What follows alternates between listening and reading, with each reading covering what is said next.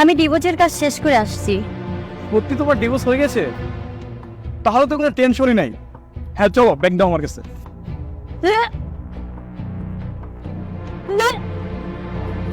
কি হয়েছে তোমার? তোমাকে তো আমার একটা কথা বলা হয়নি, আমার 3 মাসের বাচ্চা পেটে। আমি এই বাচ্চা নষ্ট করতে পারবো না। তার মানে তুমি কি বলতে চাচ্ছ, তোমার মতো একজন প্রেগনেন্ট মেয়েকে আমি বিয়ে করবো? আমার পক্ষে কোনোভাবেই সম্ভব না। দেখো রাজ, তুমি যদি আমায় মেনে না নাও তাহলে আমার গলায় ফাঁসি দেওয়া ছাড়া আর কোনো উপায় থাকবে না।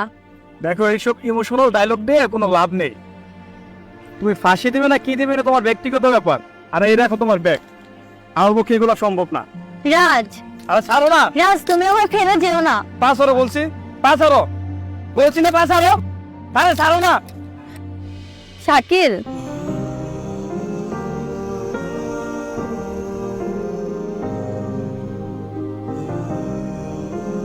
তুমি হ্যাঁ আমি।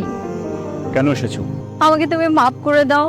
ওই যে একটা কথাই আছে না, নদীর এপারে ছাড়িয়া নিঃশ্বাস, ওপারে সর্বসুখ, এটাই আমার বিশ্বাস। আজ সেটাই তোমার সাথে ঘটে গেল।